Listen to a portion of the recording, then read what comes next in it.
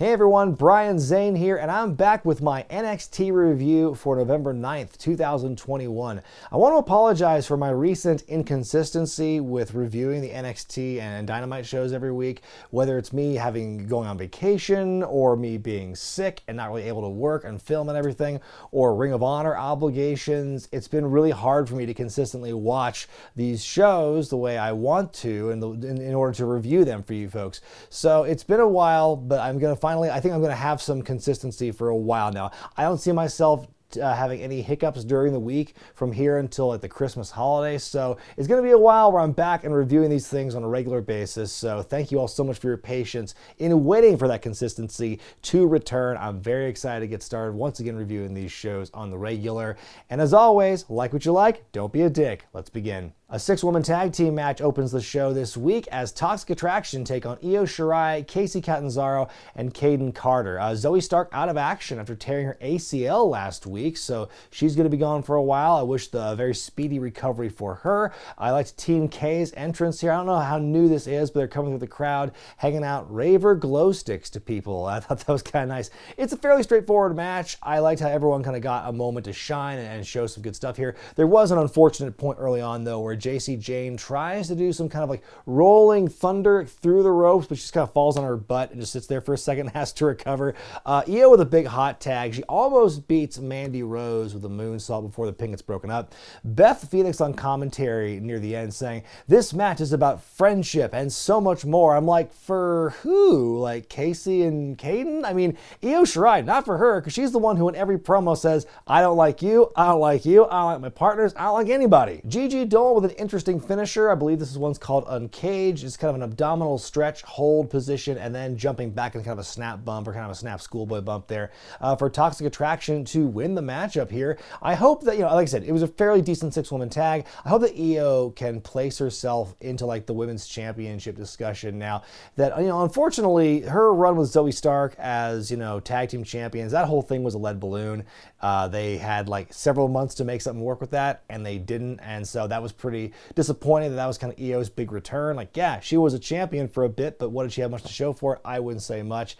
And so maybe now that Zoe Stark is injured, maybe now Io can kind of focus being back to a singles competitor where I think she really has shined. Backstage, Pete Dunne being interviewed about Tony D'Angelo's comments toward him on the Lash Legends show, and Pete says he's not a hard man to find. Suddenly, Trick Williams and Carmelo Hayes enter the picture, and Pete can't seem to make heads or tails of what Trick is saying, but he and Hayes get into a war of words, and before you know it, Dunne challenges Carmelo to a match for later in the evening, which we do get, which I think is good because we have to keep Pete Dunne distracted, keep him busy, that way he won't realize all of his friends in NXT are suddenly gone. The Toxic Attraction is still celebrating on the entrance ramp when Kaylee Ray makes her entrance for her match coming up next. She has to stare down with Mandy, and then after the commercial break we see MSK continuing their search for, I guess I didn't watch last week's, but I read the results, looking for some kind of shaman, the person who like gave them the MSK name. And so they finally find the building at the strip mall, but it's empty, it's vacant. They've moved to some other address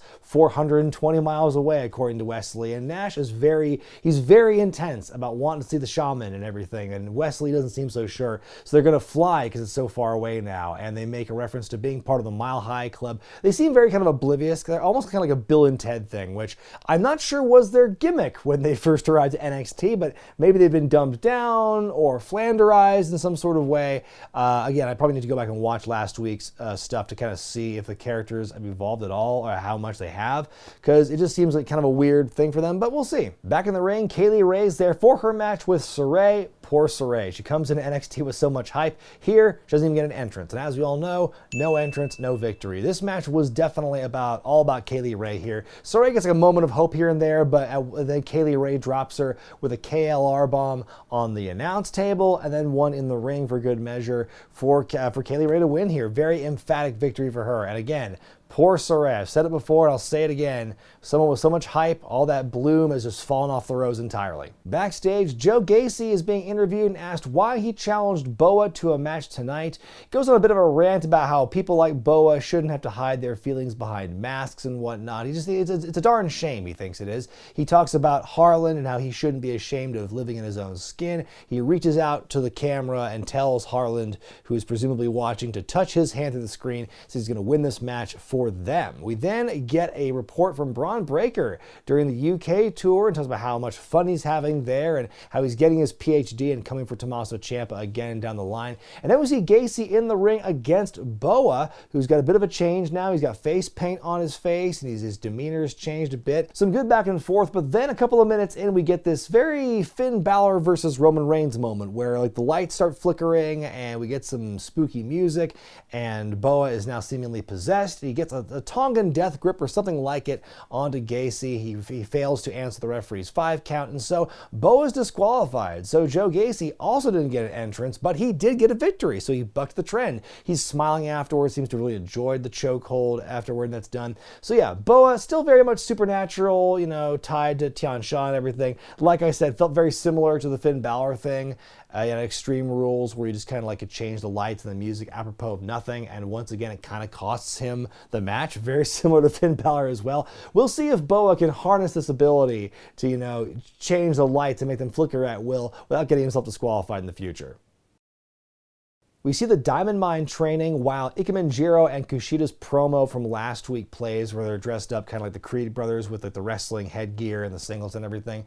Malcolm Bivens says that they are dressed like guys from Comic-Con and they're impersonating the world-class athletes that are the Creed brothers. We then see Solo Sikoa being interviewed backstage. But before we can talk, we see Grayson Waller coming in and LA Knight coming in, talking about the scuffle they all had at Halloween Havoc 2 weeks ago. And Solo challenges them to a triple threat match later tonight. Then we get Jacket Time. That's Ikemen Jiro and Kushida taking on the Creed brothers of the Diamond Mine. And holy shit, the entrance video for Jacket Time is horrifying. I'm not even going to show it here because I'm afraid I'm going to get demonetized because it's so just creepy. It's like the smiley clock face with Ikemen and Kushida's faces in the eyes. It's a really just creepy stuff. So anyway, Barrett calling Jacket Time the dumbest team name he's ever heard. And Beth goes, what about Techno Team 2000? And Vic Joseph says, what about the Core with 2 R's? Damn, cutting deep. So Julius and Brutus, who I occasionally refer to on the podcast as Beef, because one time I forgot what his name was, so I just called him that. So Julius and Beef Creed looking good against Jacket Time to start things off, but Ikemen and Kushida able to come back with a quickness here. Julius at one point ripping off Jiro's jacket, which is, oh my god, the ultimate offense. And Beth said it's like if Rey Mysterio's mask were ripped off in the middle of the match. Like, oh, so we'll see this spot with the jacket being ripped off like several times as a storytelling device throughout his career for years and years to come.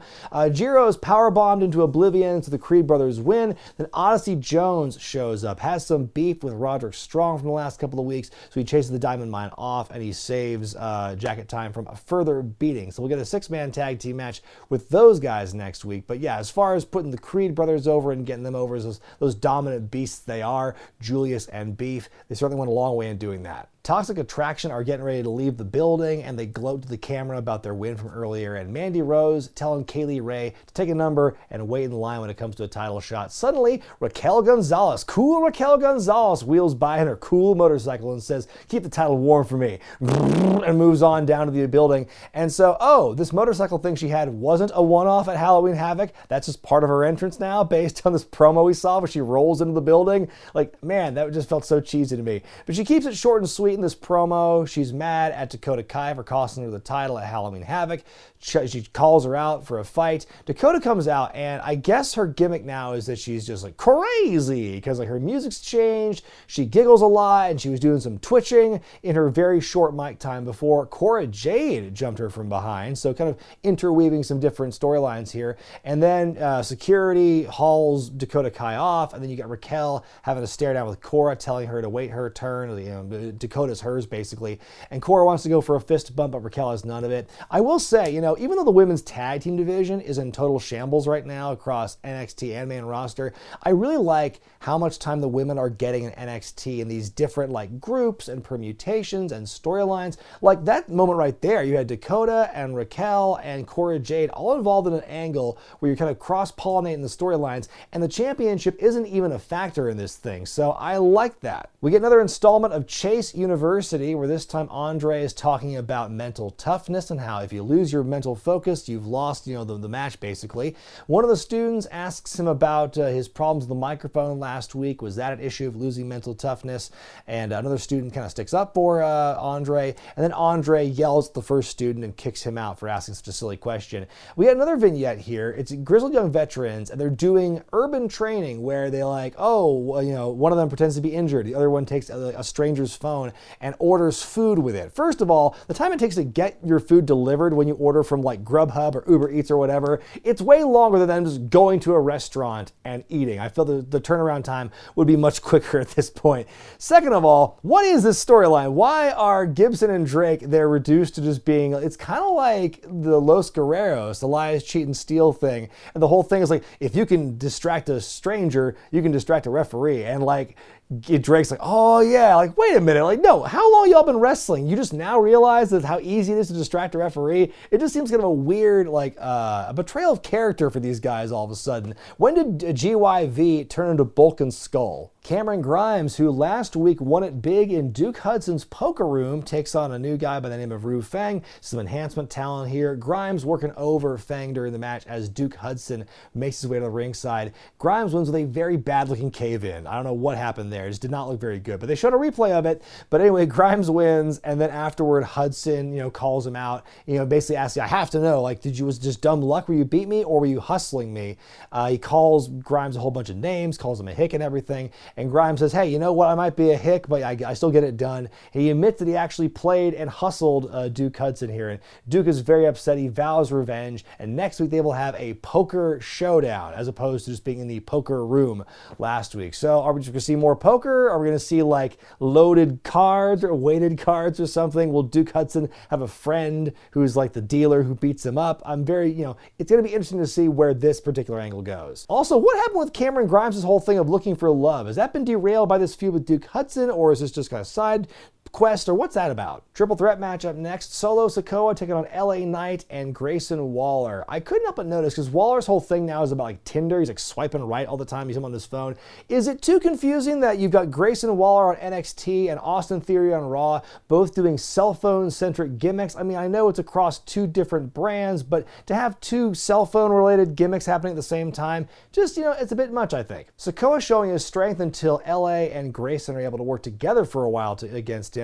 But there's some miscommunication that allows Sikoa to come back with a kind of a powerbomb, a double powerbomb out of the corner for both guys. Hits the Uso splash onto LA Knight to win the thing, and I thought it was a good little triple threat match. Everyone got some chances to shine in this very short, compacted triple threat, and I think Solo looks good in the victory. Backstage, what's next for Indy Hartwell and Persia Pirotta? They don't get very far in their promo when they're cut off by Tony D'Angelo. He's got a match with Dexter Lumis next week, and he gives Indy a message to send to Dexter. It's the old sleeping with the fishes message, the dead fish wrapped in a piece of newspaper. Again, very much on the nose. Tony D'Angelo is in the mob. We then get a report from Tommaso Ciampa on the UK tour where he says, how important it is to be the NXT champion and how his 17 years of experience kind of pretty much gives him the edge over all of his opponents. In our next match, Elektra Lopez of Legado del Fantasma takes on Erica Yan, another newcomer to the Performance Center, and it's a pretty big squash match, pretty short. Elektra wins very handily here.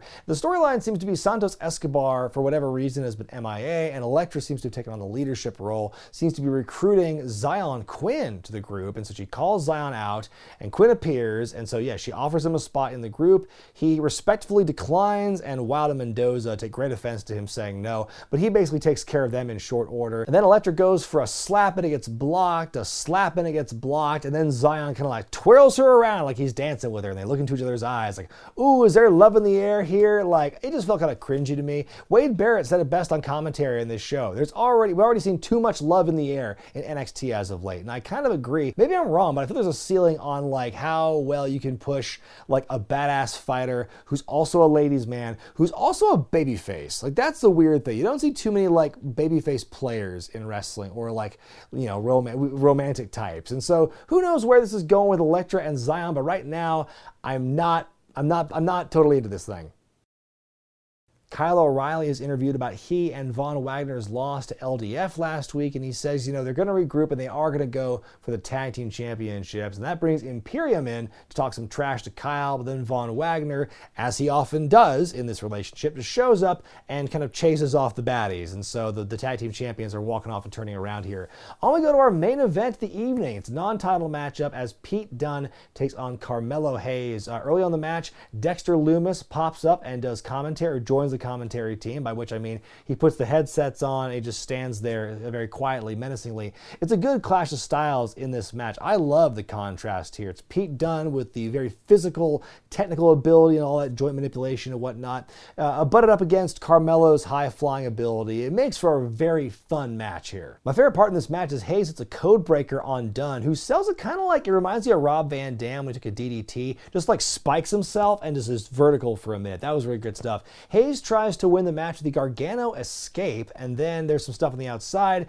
Trick Williams goes for an attack, but Loomis lays into him. Then the opposite end of the ring, a hand is reaching out through the apron and grabs Carmelo's leg. That allows for Pete to win with the bitter end, and then we find out it's Johnny Gargano who is under the ring the whole time, and so he and Dexter do a thumbs up as we wrap the show up here. I think it's a good continuation of the feud with Gargano and Loomis and Hayes/Williams over the North American Championship. We saw a lot of that progress at Halloween Havoc 2 weeks ago. I just don't understand where Pete Dunne is fitting into the current NXT right now, because he's just kind of floating in the ether, not challenging for any championships right now. He's just kind of good. He's been main roster ready for years, but for all these different reasons, he's been staying on NXT. He seems too far away from any angles of significance at the moment. And like I said, like a lot of his corner men have just left for other reasons, whether it be draft or release. I don't know where Danny Burch is at this point, but I think he's hurt. I don't know. But yeah, Dunne's all alone right now in NXT. And so I wonder, I hope that he can find some purpose soon and get into a storyline that seems to be fitting of his place. My grade for this week's NXT is a C+. Only one real standout match for me on this week's show, that being the main event.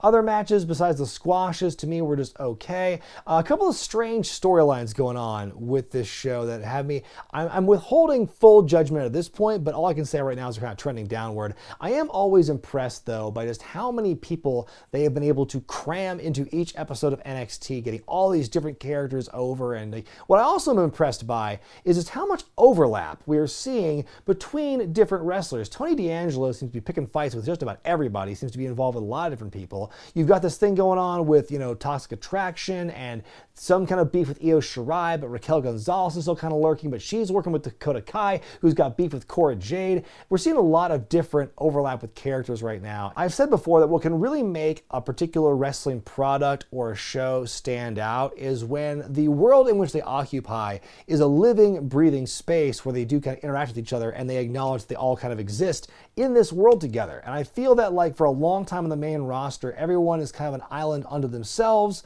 especially on Raw it seems. But NXT, and maybe I hadn't noticed it as much in the older style NXT, but what I'm noticing with 2.0 right now is there is a lot of overlap and crisscrossing of characters and doing different things with different people while they've got their own storylines going on.